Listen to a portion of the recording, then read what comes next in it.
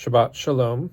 At the outset of this week's Parsha, Ve'era, God tells Moses that he has to confront Pharaoh to free the Israelite nation from bondage in Egypt.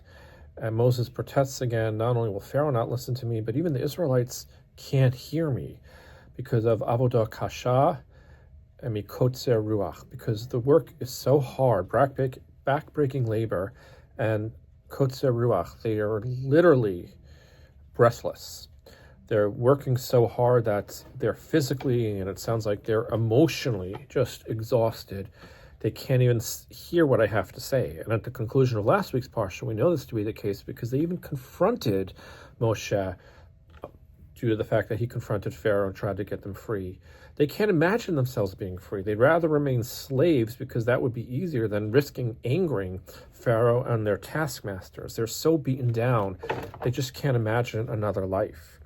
And I think for a lot of us who are Zionists, who care about Israel, this past year and a half it's been very difficult.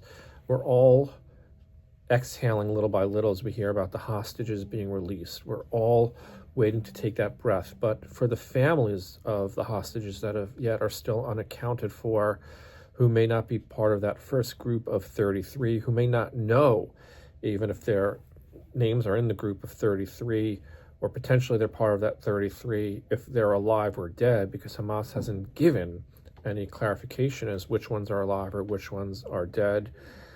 It's hard to be able to breathe fully and freely.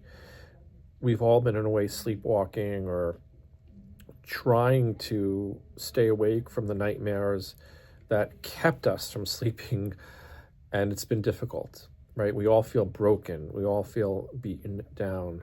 And as we head into Shabbat and we read about the Israelites and Moshe demanding that they be freed from Egypt, we have to think about that collective, let my people go, right? Those still, as of yet, unaccounted for. We hope and pray as many of them as possible are alive, that if they're not freed this week, they'll be freed next week. If they're not freed in this first phase, they'll be freed in the second phase, and that their family will finally know a respite, a re-spiriting, that they'll know peace of mind.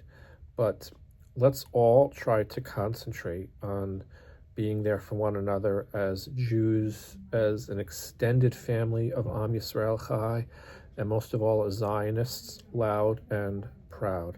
And let's all breathe in and breathe out together. Shabbat Shalom.